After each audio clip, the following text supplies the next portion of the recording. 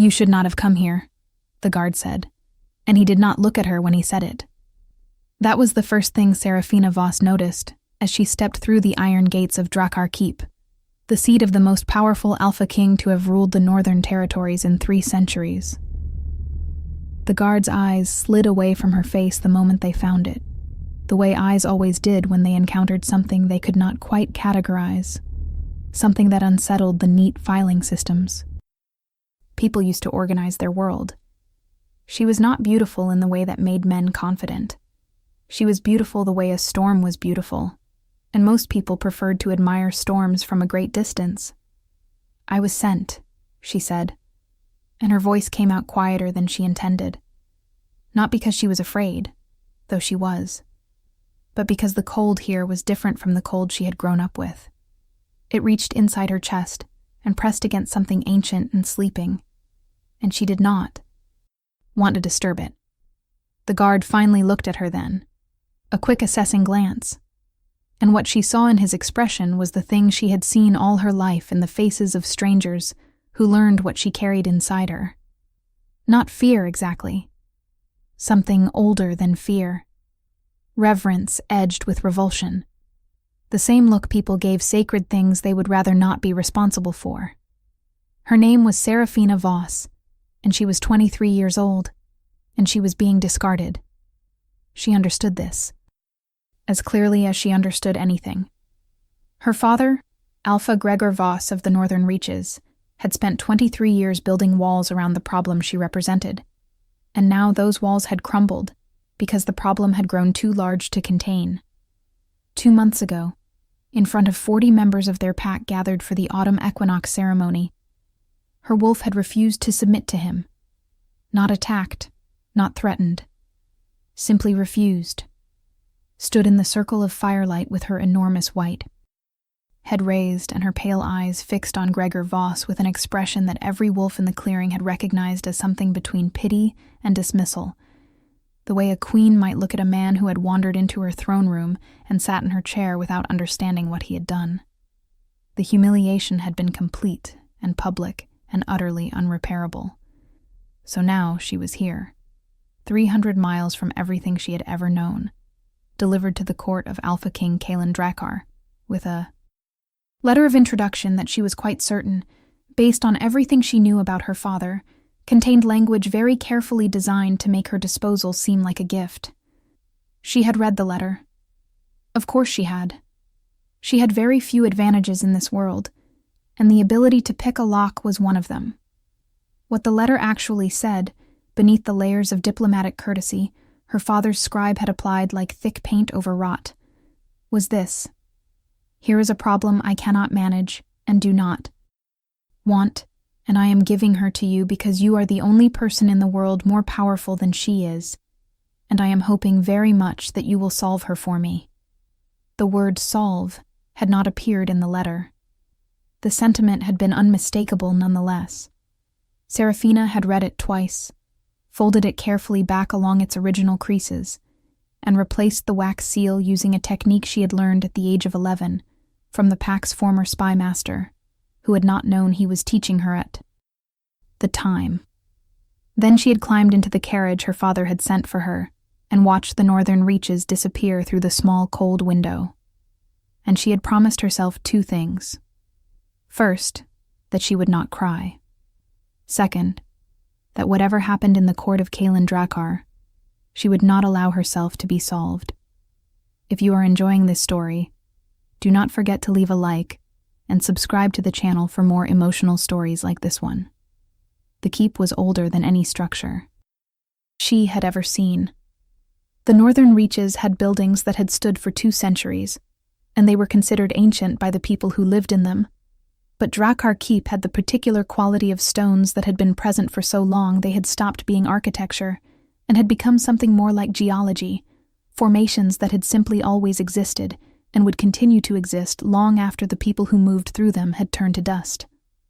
The main courtyard alone was larger than the entire central square of the trading town nearest her father's territory, and it was filled with movement, soldiers and servants and wolves in their shifted forms moving through the cold morning light, with the practiced efficiency of a place where power was exercised as naturally as breathing. She had expected to feel overwhelmed. She had prepared herself to feel overwhelmed.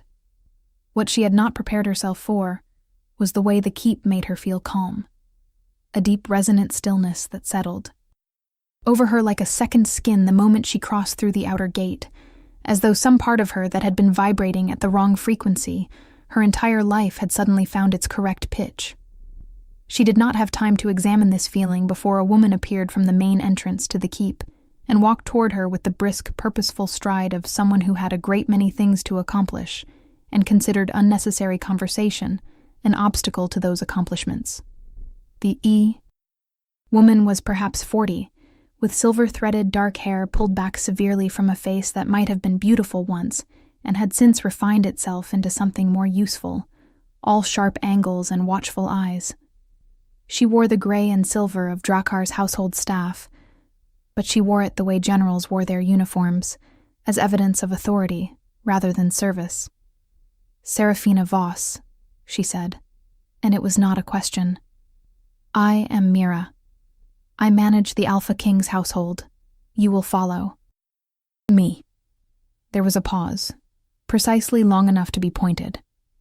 "Unless your wolf has objections." Serafina felt the creature inside her stir at the words, not with aggression, but with something she could only describe as amusement, which was not an emotion she had previously associated with her wolf. "No objections," she said carefully. "Good," Mira said, and turned back toward the keep without waiting to see if Serafina followed. "Then we will begin." What followed was 2 hours of orientation, delivered at a pace that suggested Mira considered any information repeated to be information wasted. Serafina was shown to her quarters, which were small but not unkind, a room with a window that faced east and caught the morning light, and a hearth that had been recently stoked. She was told the rules of the household with the same tone one might use to recite facts about weather, permanent and not worth arguing with. She was told when meals were served and where she was expected to be present, and where she was not. She was told that her status in the keep was technically that of a visiting dignitary from a subordinate pack, which meant she had certain courtesies extended to her and certain obligations expected of her, and that if she was unclear on the distinction between the two categories, she should ask Mira and not guess. She was not told when she would meet the Alpha King. She did not ask. She was learning the rhythms of this place, and she could sense the way her wolf had always allowed her to sense things that other people missed, that asking directly was not how information was gathered here. Here, information was earned. She filed this away and continued to listen. Her first week at Drakkar Keep was spent in a state of careful invisibility that she had been practicing since childhood. She attended the communal meals in the Great Hall, where perhaps 60 members of the Alpha King's core household gathered each evening, and she sat where she was placed and ate what was served and spoke when she was spoken to, and watched everything. She watched the way the wolves here organized themselves, the natural hierarchies that expressed themselves in where people sat and how they greeted each other, and who deferred to whom in the subtle negotiations of space that pack dynamics always produced. She watched the king's advisors, a group of 7 older wolves who occupied the seats nearest the head of the great table each evening, moving through their meals with the focused efficiency of people who were always working, even when they were ostensibly not working. She watched the soldiers who rotated through the hall in shifts, still in partial armor, eating quickly and returning to their posts. She watched the servants, who moved through all of it with the practiced near invisibility of people who had learned that being noticed was not always a good thing. What she did not see, for that entire first week, was the Alpha King himself. She heard about him. That was unavoidable. In a pack, the Alpha was always present even in his absence, his influence moving through the social fabric of the group like a current moves through water, shaping everything it touched without being directly visible. At Drakkar Keep, this was true, at a scale she had never encountered before. Kalen Drakkar was not merely an alpha. He was the king of all the northern wolf territories, his authority acknowledged by every pack from the coast to the inland forests. His word, carrying the weight of law in a world that still organized itself primarily around physical power and ancestral right. Stories about him accumulated in the spaces between her carefully maintained observations, the way sediment accumulates at the bottom of a river. Slowly, consistently, building a picture from small deposits.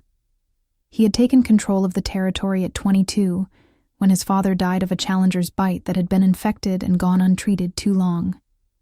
A death that many considered poorly managed, but which Kalen had responded to by challenging and defeating his father's killer within 48 hours, a feat that had established him immediately as a king not to be tested. He was now 31. He was said to be brilliant and ruthless and fair in roughly equal measure, which was considered the ideal combination for a territorial ruler. He was said to have a temper that he kept tightly leashed, and that when it escaped the leash, the results were memorable. He was said to have never chosen a mate, which at 31 was unusual enough to be remarked upon. And the remarks Serafina heard about this particular absence ranged from politically knowing to romantically hopeful, depending on who was doing the remarking. She learned most of this from a young man named Declan, who was one of the king's junior advisors, and who seemed to have been assigned the informal task of making her feel less like a foreign object inserted into the keep's machinery. He was 25, with an easy laugh, and the kind of open face that made people trust him before they had decided whether they should. And Serafina was careful to remember that easy laughs and open faces were frequently deployed by people who were working. She did not assume he was her enemy. She also did not assume he was not. "You want to know about the king," he said one afternoon, when she had been in the keep for 9 days, and they were walking along the inner ramparts in the watery afternoon light. It was not a question. "I want to know about everything," she said, which was true, and also a deflection, because she was not yet ready to let anyone here understand how specifically she had been thinking about Kalen Dracar. "Fair answer," Declan said, and smiled. "He is going to want to see you soon. He has been aware you are here." "I assumed as much," she said, which was also true. "The thing you should understand," Declan said, and his voice shifted slightly, losing some of its ease, and taking on something more careful, "is that he is not going to try to control your wolf. He does not do that. He does not need to." She looked at him. "What does he do instead?" she asked. "He waits," Declan said simply. "He is very good at waiting." She thought about that conversation for 2 more days before she encountered Kalen Dracar for the first time. And when she encountered him, it was not in any of the ceremonial contexts she had been bracing for. It was in the keep's training yard. At dawn, when she had slipped out early because sleep had been impossible, and the wolf inside her had been restless in the particular way that meant she needed open air and movement, or something was going to express itself that she would regret. The training yard was empty at that hour, or she had believed it to be empty, and she had shifted and run the perimeter of the yard 3 times in her wolf form before she became aware that someone was watching her from the far corner. She stopped. Her wolf did something she had never known it to do before. It did not growl. It did not lower into a defensive posture. It went very still, the way prey animals went still, except that her wolf was not prey, and it did not feel afraid. It felt something else entirely, something she did not have a name for, something like the moment before lightning struck, when all the air went electric and taut, and everything in the world held its breath. The man in the corner of the training yard was tall and dark, and very still, standing with his arms folded and his back against the stone wall, watching her with an expression she could not read from this distance. He was wearing no crown. He did not need one. The authority was simply in him, the way the cold was in winter air, ambient and total, and not requiring any further announcement. She shifted back. The change was faster for her than for most wolves, almost instantaneous, one of the various things about her that her father's pack had never been. able to explain or categorize. She was standing in the gray dawn light in her training clothes, her white hair loose around her shoulders, looking across the yard at the Alpha King of the Northern Territories, and he was looking back at her. And for a long moment, neither of them said anything at all. "Serafina Voss," he said finally. His voice was not what she had expected. She had expected something commanding and declarative, the voice of a man accustomed to rooms quieting when he spoke.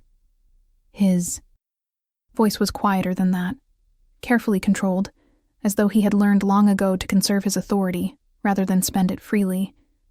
"Alpha King," she said, and inclined her head. Not a bow. He noticed. "Your wolf is white," he said. "Yes," she said. "I have never seen a wolf that color," he said. "No," she agreed. "Neither had anyone else." He was quiet for a moment. "Does it have a name?"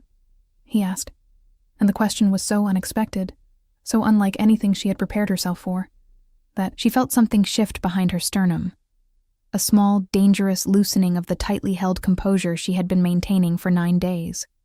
Nobody had ever asked her wolf's name. Nobody had ever thought to. They had only ever wanted to know how to control it. "Not one I have spoken aloud," she said carefully. He looked at her for another long moment. "Come eat breakfast," he said then, and turned and walked back toward the keep. And after a moment, because she did not know what else to do, she followed. What do you think will happen next? Leave your predictions in the comments below. Breakfast was a revelation, not because of the food, though the food was significantly better than what had been provided to visiting dignitaries in her father's hall, where hospitality and generosity were applied with the strategic precision of diplomatic tools. It was a revelation because of how he ate it.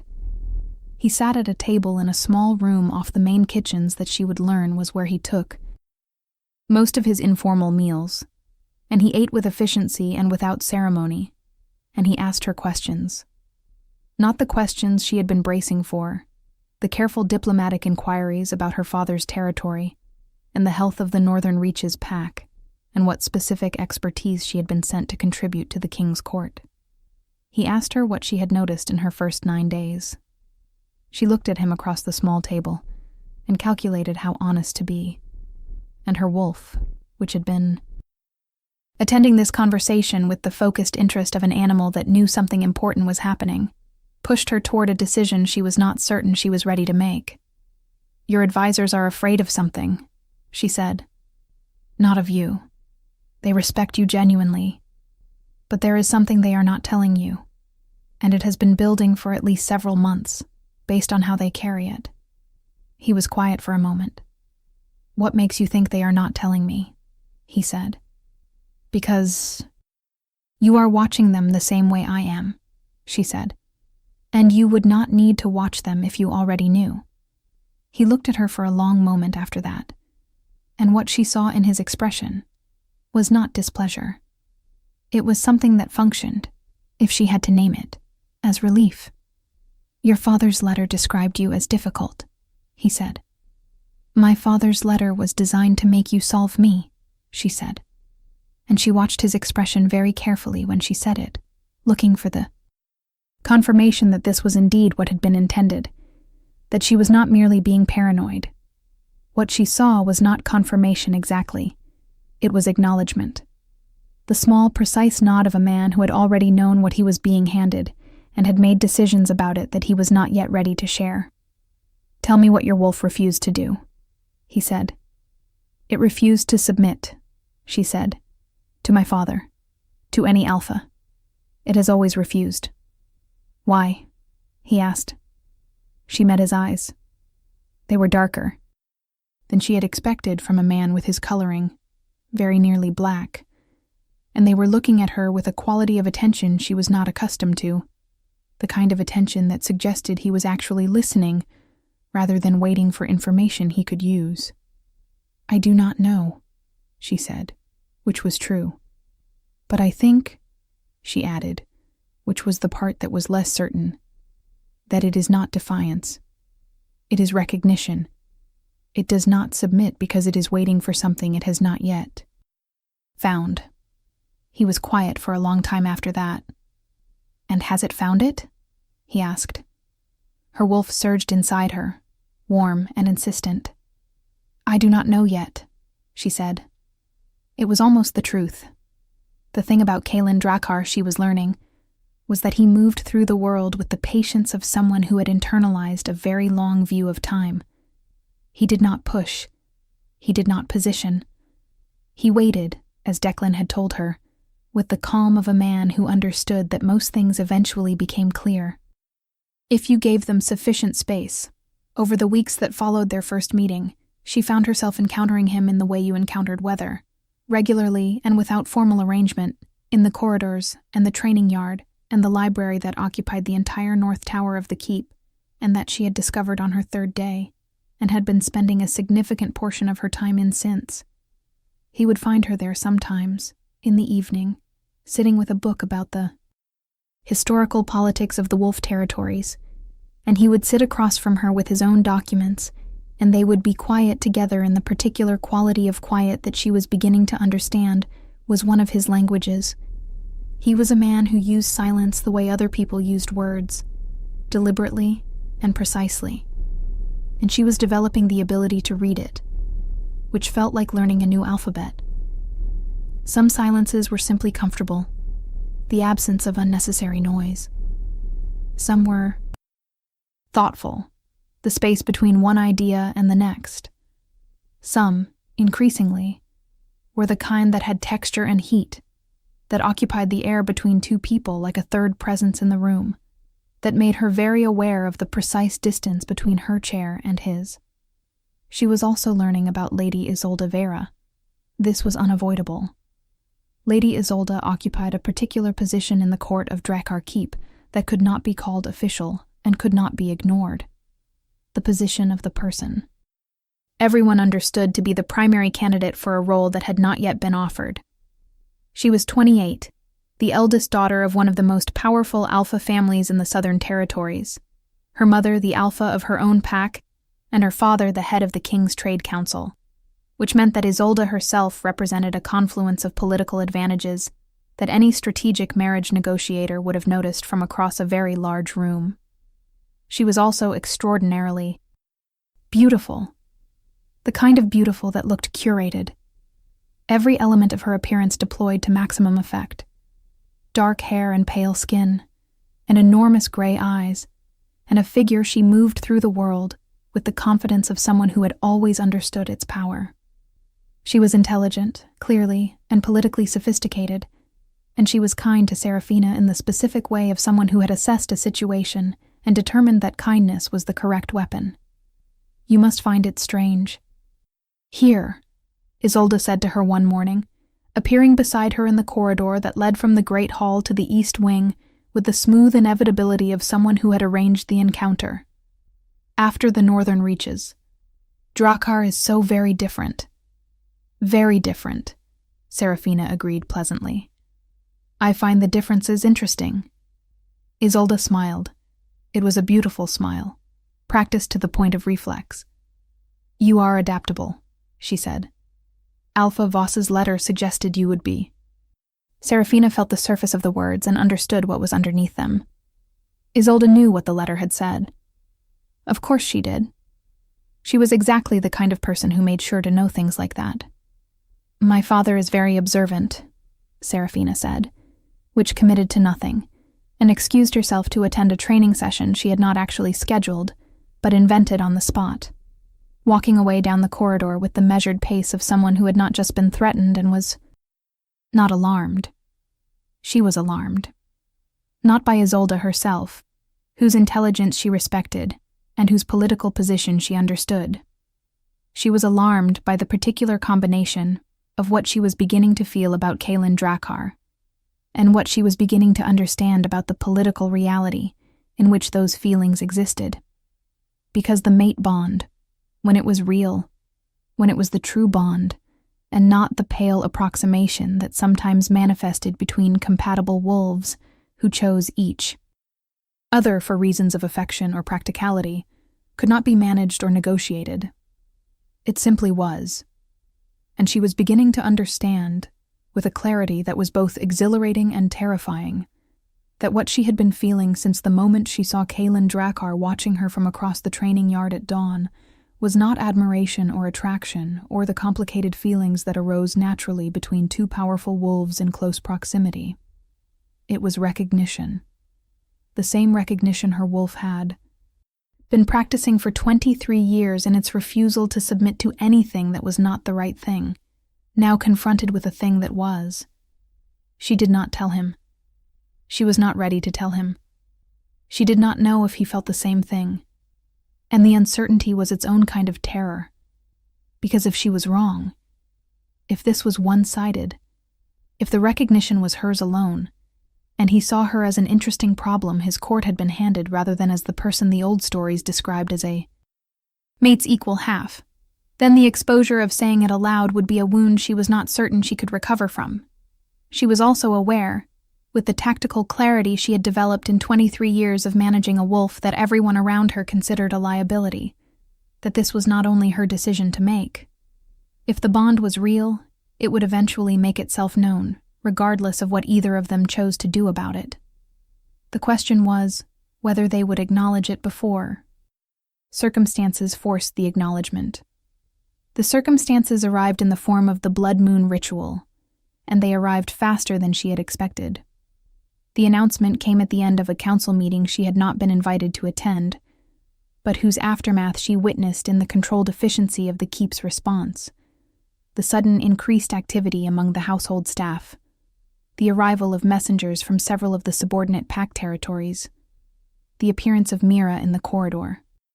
Outside Seraphina's quarters early on a Tuesday morning, with the expression of someone delivering information that required significant management.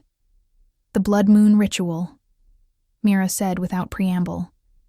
You know what it is? I know the historical version, Seraphina said carefully. The ritual in which the Alpha King declares his true mate before the assembled alphas of all the territories. The ritual in which the Alpha King declares his true mate, or his chosen political mate, Mira corrected, with the precision of someone who understood the distinction to be important. The two are not always the same.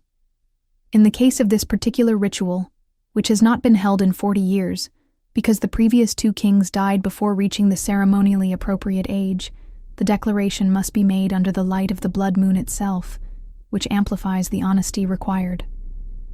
Under blood moon light, a false declaration will fail. The bond will not seal. Every alpha present will see it. Fail. She paused. The ritual is in 3 weeks. Seraphina was quiet for a moment. And he is not declared, she said. No, Mira said. He has not. Another pause, longer this time. He has asked for you, Mira added. Now, in his study. His study was at the top of the North Tower, above the library she'd been spending her evenings in, and she had never been in it before. She was admitted by a guard who had clearly been expecting her and who opened the door without comment, and she stepped into a room that immediately told her things about Kaelin Drakkar that she had not known before.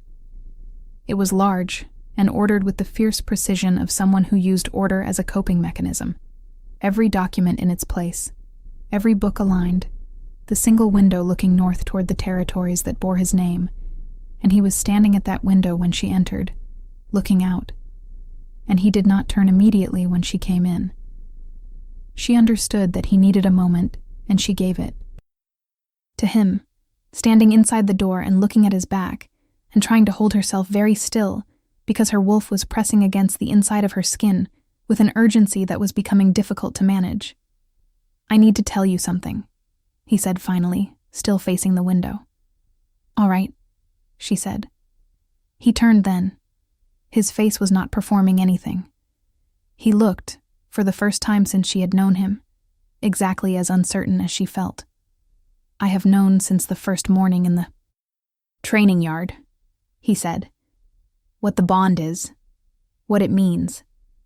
I have not said anything because I did not know if you felt it, and I did not want to be wrong about this. She felt something unlock inside her chest, with an almost physical sensation. A tension releasing that had been held for so long it had begun to feel like structure. I have known too, she said. Since the same morning. He looked at her for a long moment. Then we have a problem, he said. And despite everything, despite the weight of the ritual and the political reality, and Lady Isolde and the assembled alphas who would arrive in 3 weeks to witness whatever happened under the blood moon, something in his voice when he said it suggested that he did not actually find this to be an unwelcome problem. Tell me the problem, she said, because I suspect I already know it.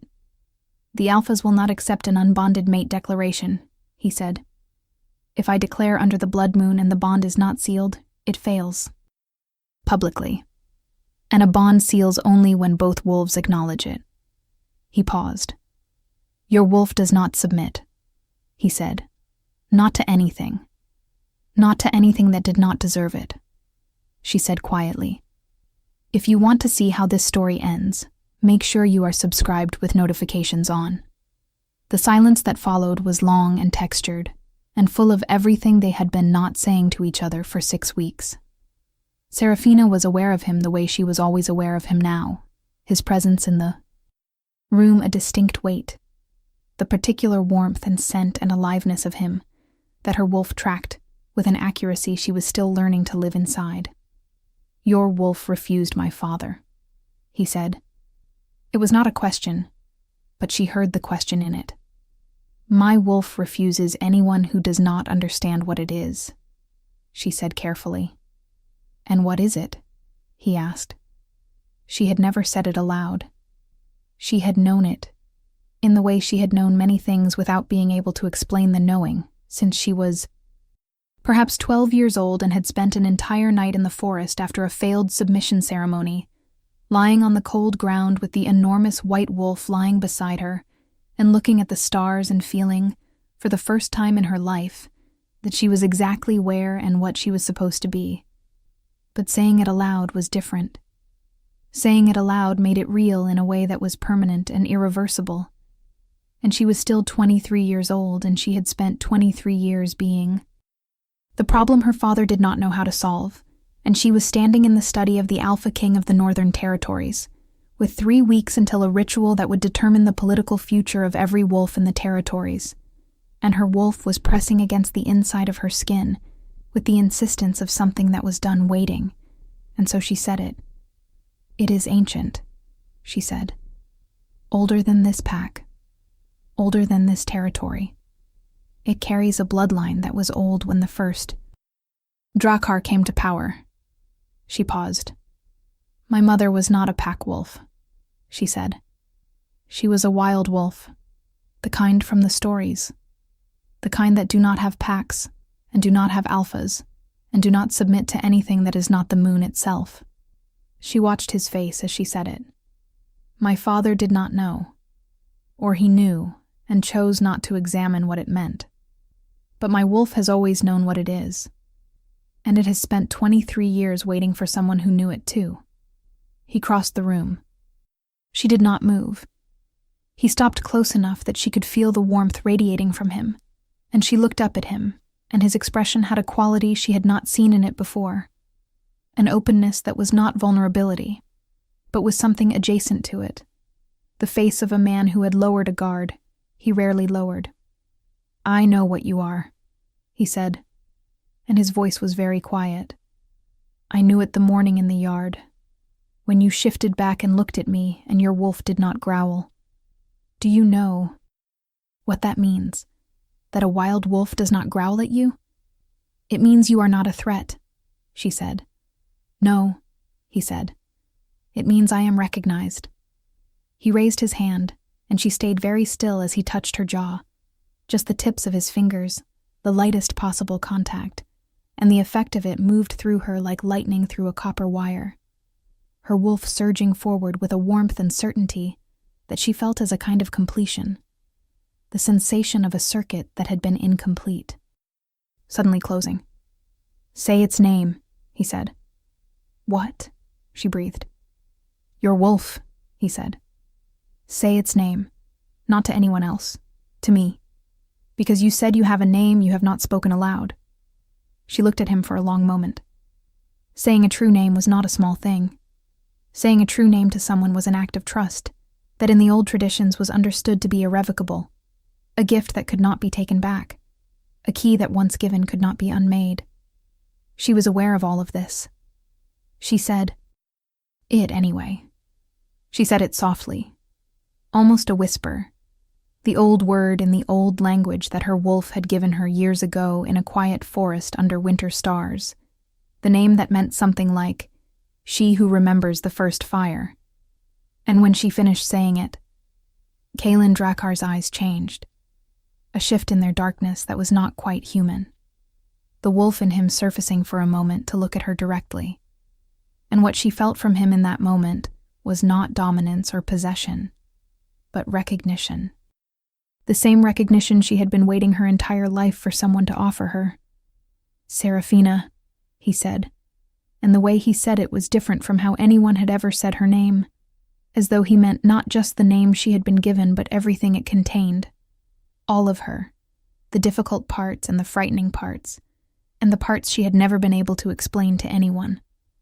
"I am going to declare you at the ritual," he said, "if you will allow it."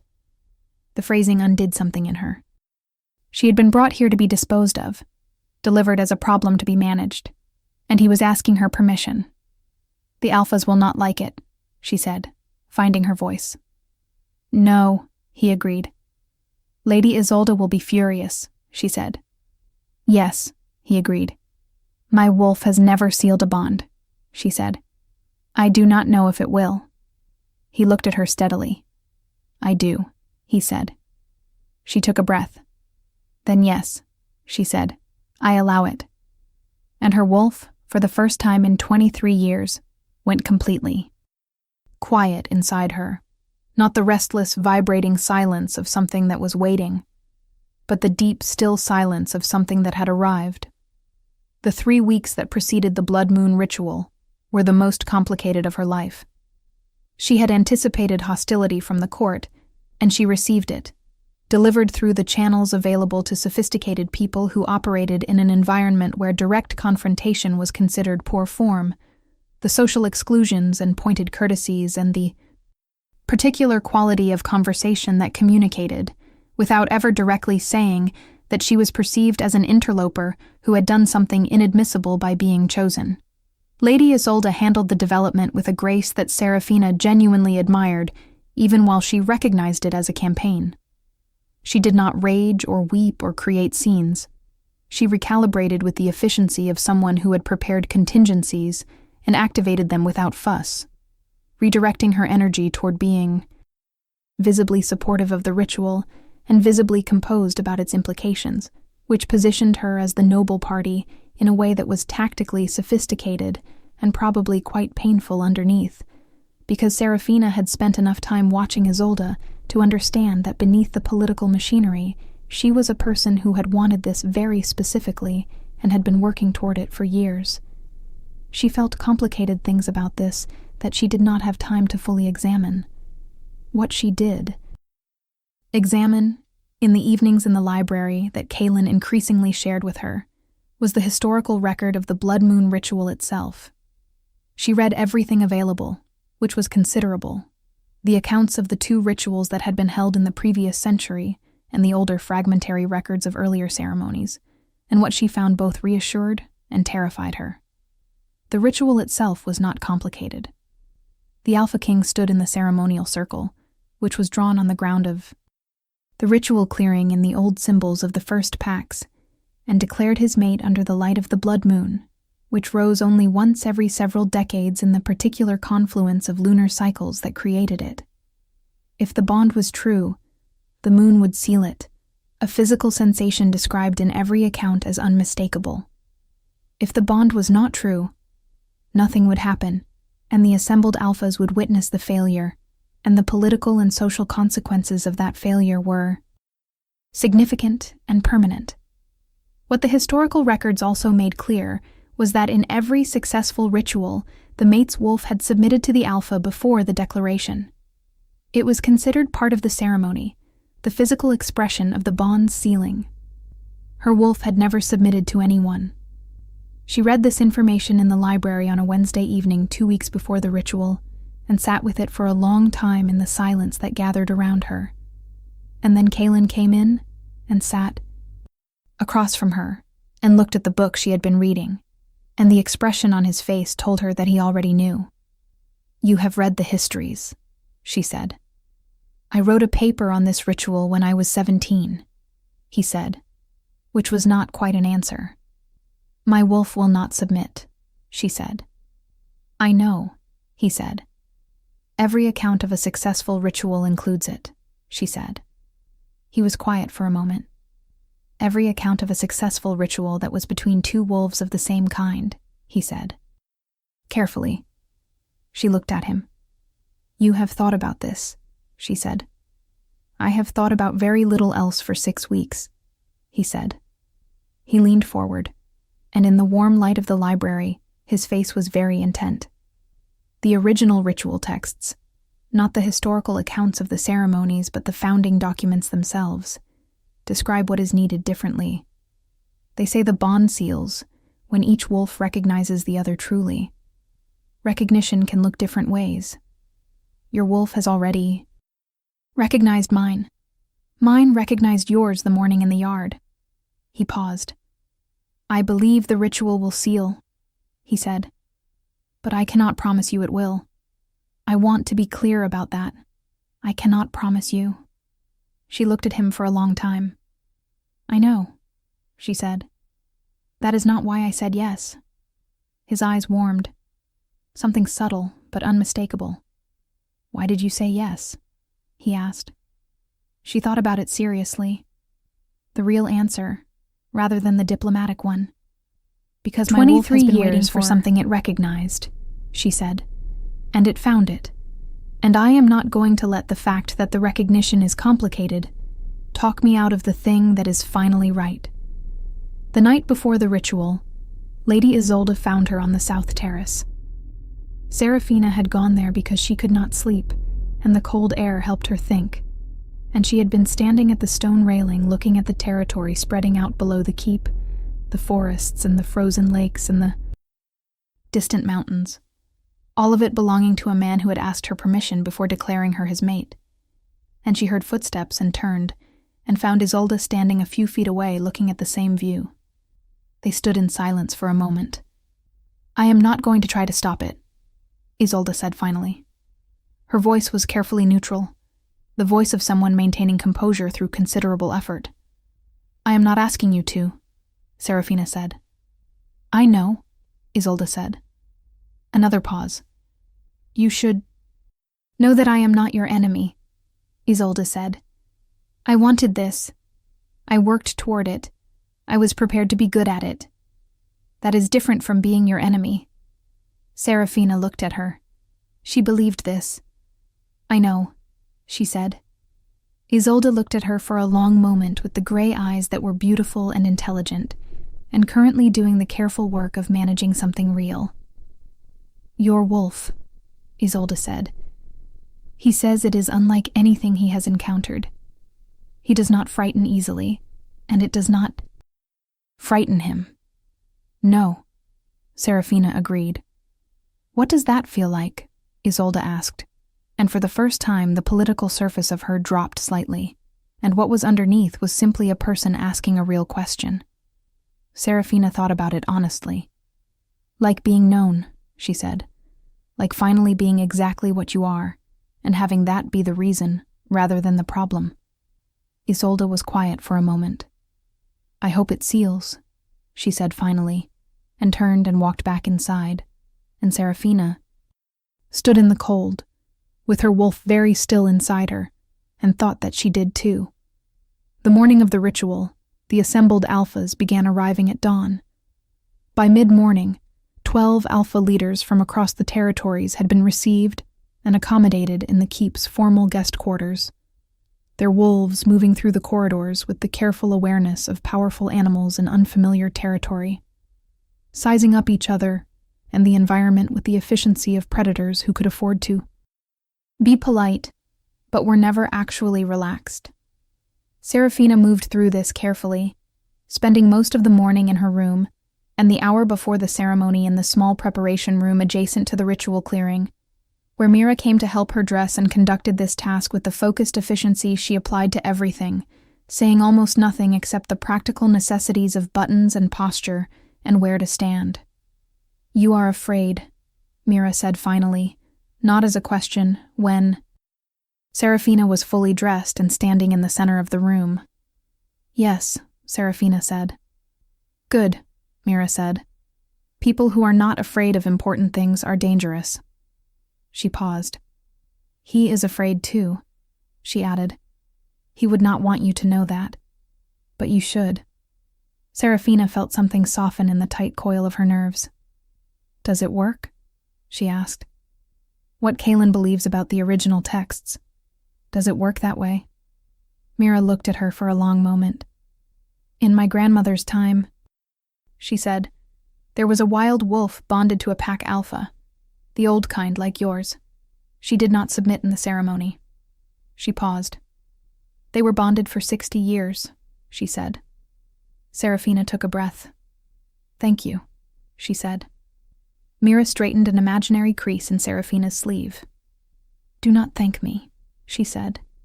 "Go seal a bond." The clearing was lit by torches at its perimeter, and by the rising blood moon itself, which was larger than a regular moon and deeply red at its edges, the color of garnets, of old wine, of something that had been ancient before any of them were born.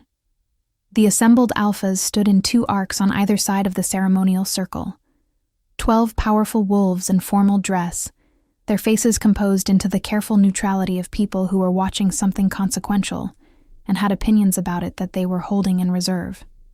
Kaelin was already in the circle when she entered the clearing, standing at its center in the dark and formal dress of the ritual.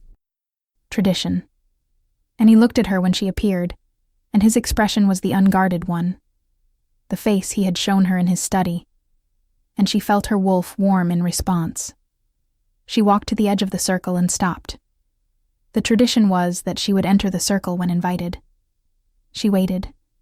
He held her gaze across the ceremonial space. "Serafina Voss of the Northern Reaches," he said, and his voice was clear and carried easily in the cold night air. "I ask you to enter the circle." She entered. She felt the symbols under her feet as she crossed the threshold. A faint vibration, old and deep, the accumulated intention of every ritual that had ever been performed in this place. She stopped before him. His eyes on hers were very steady. "I am going to declare you," he said, quietly enough that only she could hear. "And then I am going to ask you something. And whatever you answer, it is true. Do you understand?" She did not entirely understand, but she nodded. He turned to face the assembled alphas. His voice, when he used it for declarations, was different. It had weight and resonance, the quality of a bell that had been correctly cast. "I declare before the assembled alphas of the Northern Territories, under the light of the blood moon, my true mate," he said, "Serafina Voss." The silence was complete and complete and complete.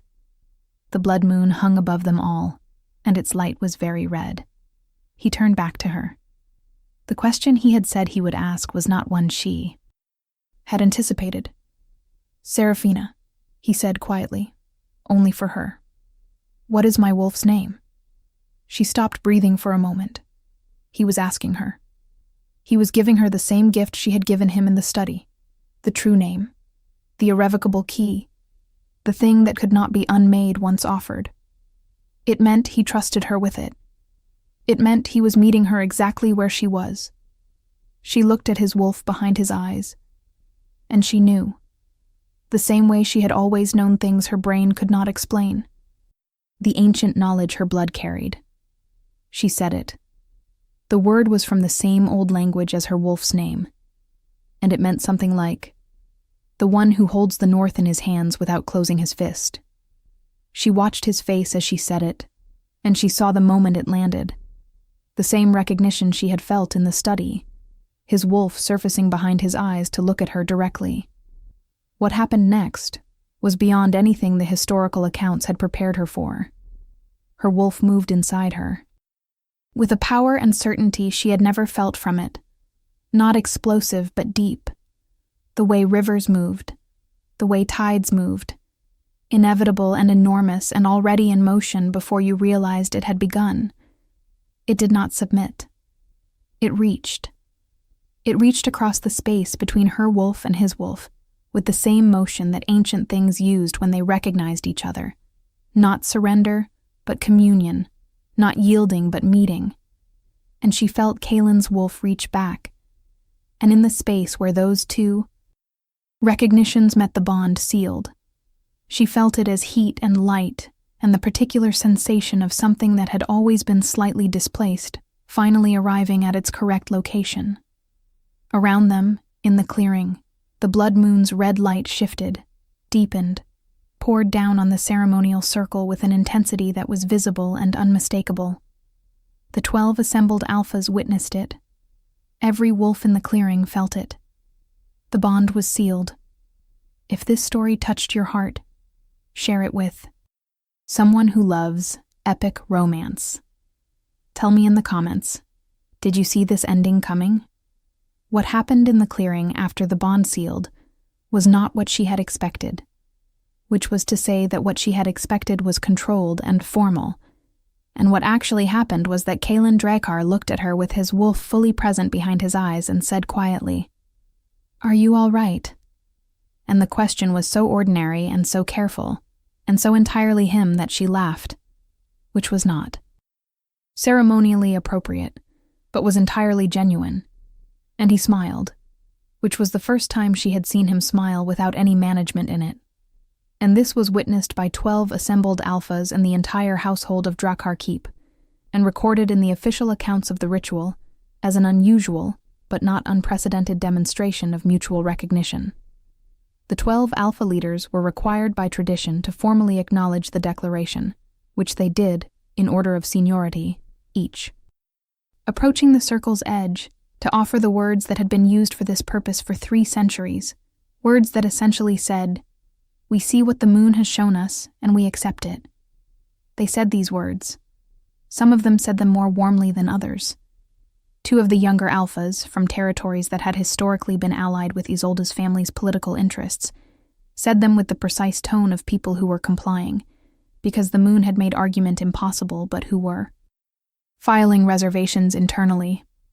She noted this and decided it was a problem for later.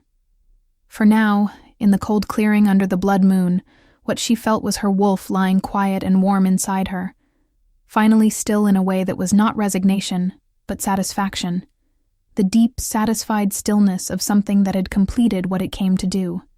The formal reception that followed the ritual was where she learned something new about what it meant to be the declared mate of the Alpha King. People moved differently around her. Not just the deference that had been offered to her as a visiting dignitary, which had always had underneath it the particular quality of people accommodating a guest they were not entirely sure about. This was something else. The bond was sealed and every wolf present could feel it.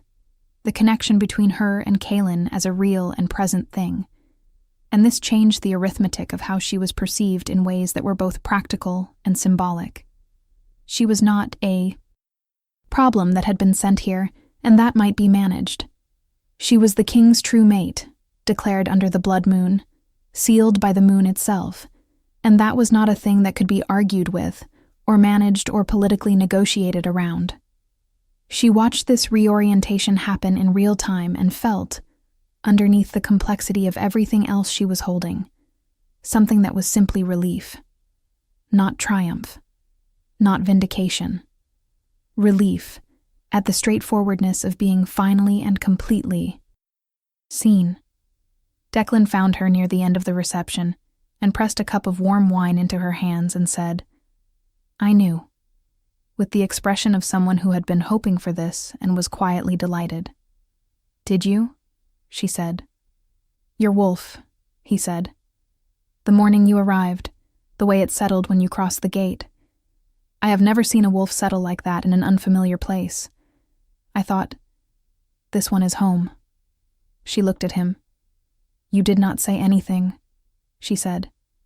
"You were not ready to hear it," he said simply. And she found she could not argue with this. Lady Isolde approached her before the reception ended. She was composed and elegant, and there was something in her face that was genuine rather than performed. "Congratulations," she said. And it was not the word that mattered, but the way she said it, without irony and without armor, directly. "Thank you," Serafina said, and meant it. "The council will be difficult," Isolde said. "The two from the Western Territories, Aldrin and Voss, they will not make this simple. They have investments in the political arrangement that was assumed before this." "I know," Serafina said. "I was paying attention." Isolde looked at her for a moment with the intelligent gray eyes that had been, Serafina thought, genuinely formidable in their design for a different outcome. "Good," she said. "You will need to be." She paused. "My family's trade connections in the Southern Corridor," she added carefully, "are not inconsiderable. If they were extended through this court rather than through a personal alliance, they would benefit both parties." Serafina looked at her steadily. "You are proposing a professional relationship," she said. "I am proposing," Isolde said, "that we are both intelligent enough not to waste each other as enemies." Serafina considered this. Her wolf, so recently settled and warm, offered its opinion in the form of a quiet certainty that read, in whatever language wolves used for communication, as approval. "I think," she said, "that I can agree to that." Something in Isolde's expression softened very slightly, the smallest possible degree, and then she nodded and moved away. And Serafina stood with her warm wine in the warm light of the reception, and thought about what it meant to build things out of the materials you were actually given, rather than the materials you had planned on. Kaelin found her near midnight, when the reception had thinned to the handful of people who were still managing logistics and the kitchen staff collecting the remnants of the formal meal. He moved through the room to where she was standing near the fire and stopped beside her, and they stood quietly together looking at the flames for a moment before he spoke. "Tell me what you are thinking," he said. She considered the honest answer. "I am thinking that I have spent 23 years being the thing that could not be controlled," she said. "And I do not know yet how to be something else." She paused. "I do not want to be controlled," she said. "I know," he said. "That is not what I want from you." "What do you want?" she asked, and she meant it as the genuine question it was, not rhetorical, not performing vulnerability, actually wanting to know. He was quiet for a moment. "I want a partner who is as difficult as the territory requires," he said. "Someone who notices what I miss and tells me what she sees, and does not soften what is true, because she thinks I need protecting from it." He paused. "Your wolf saw that my advisors were hiding something in your first week here. They were.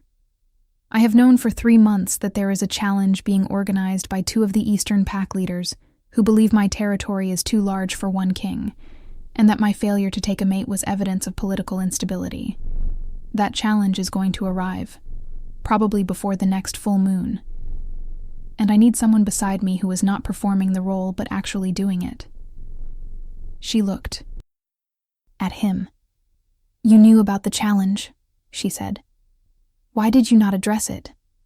"Because I was waiting," he said, and there was something slightly wry in his voice. "For my declared mate to be willing to be declared." She felt the warmth that accompanied his particular kind of humor, understated and dry, and always exactly right.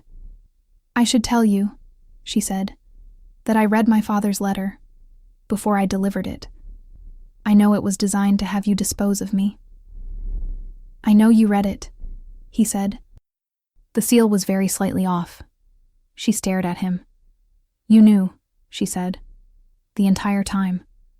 "The entire time," he confirmed. "And you still declared me," she said. "You were not a problem sent to me," he said simply. "You were a wolf sent to the right place by the wrong reasons. There is a significant difference." She turned to face him fully. In the firelight, his face was open and certain in the way she was learning was his real face, the one he kept for people he trusted completely. And she thought about 23 years of being the wrong frequency in every room she had ever been in, and she thought about the morning in the training yard when she had shifted back and seen him watching her, and her wolf had gone still for the first time she could remember. And she thought about the old language word for what her wolf was, and what his wolf was, and how both of those things had been waiting, separately, to find the thing they recognized. She stepped forward. She kissed him, which was not ceremonially appropriate, and was witnessed by several members of the kitchen staff who would discuss it for weeks. He kissed her back with the same quality he brought to everything, completely, and with his full attention. Her wolf was warm and still, and finally entirely home.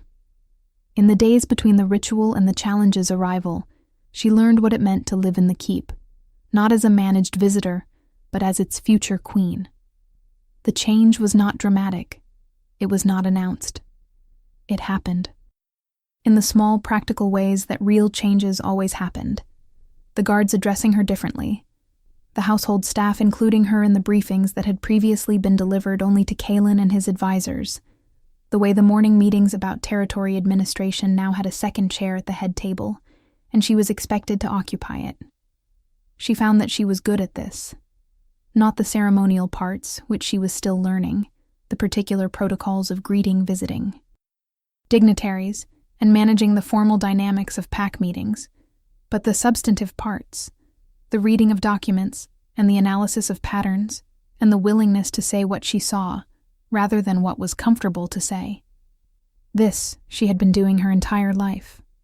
What was different was that here it was valued rather than managed. Kalen listened to her, not in the performative way of someone who understood the political value of being seen to consult his mate, but in the actual way, changing. His positions when her analysis gave him reason to change them, pushing back when he disagreed with a specificity that required her to think more clearly, creating the conditions in which thinking clearly was both necessary and rewarded. She had not known before this what it felt like to be genuinely useful, and the sensation was intoxicating in a way that had nothing to do with power and everything to do with purpose. She was made for this, the same way her wolf had always been made for. Whatever it actually was, and she had simply needed to be in the right place for the making to find its full expression. 3 days after the ritual, the challenge arrived. It came in the form of 2 formal declarations from the alpha leaders of the Eastern Territories, delivered by their representatives and laying out, in the careful language of pack law, a claim that the Northern Territory was too extensive to be governed by a single king, and that its eastern sections should be reorganized under local leadership. The representatives who delivered these declarations were not surprised by the efficiency with which they were received, because efficient administration of incoming challenges was exactly the kind of thing Drakkar Keep was known for. They were perhaps surprised by the person sitting at the Alpha King's right hand when the declarations were formally read into the record, a young woman with white hair and extremely pale eyes, who listened to the entire reading with an expression of careful attention and then said, before the king could respond, Paragraph 4 of the Eastern Territories Compact, signed by both of your Alpha's predecessors 80 years ago, specifically addresses the conditions under which territorial reorganization can be requested. The conditions listed have not been met. You are welcome to dispute this reading, but I suggest you review the compact before you do. There was a silence. The representatives looked at her, and then at each other, and then at the Alpha King, who looked back at them with the expression of a man who was completely unsurprised by what had just happened, and who was also trying not to smile. My mate has an excellent memory for historical documents, he said pleasantly. As do I. You will want to take her advice about the compact review. The representatives departed significantly more quickly than they had arrived. The challenge, when the Eastern Alpha's lawyers had indeed reviewed the compact, was withdrawn. Within the week. She was standing in the library when he found her afterward, exactly where they had spent so many evenings already, in the warm light with books around her, and her wolf quiet, and settled inside her, in the way it would be for the rest of her life. Not the restless waiting quiet, but the satisfied quiet of something complete. He stood in the doorway for a moment, and she looked up, and they looked at each other across the length of the library with the ease of two people who had learned each other's silences and knew how to read them. "The Eastern challenge is resolved," he said. "I know," she said. "Declan told me." She paused. "There will be others," she said. "From the Western Territories. Aldrin is still planning something." "I know," he said. "We will handle it." "We." She turned the word over and felt her wolf turn with it, recognizing the shape of it. 23 years of being a problem, being a difficulty, being the thing no one could manage, and now she was half of a we that was genuinely equal, truly equal, the way the old text described a bonded pair. Not one dominant and one submissive, but two forces moving in the same direction, each understanding the other's nature, and finding it not a problem, but a completion.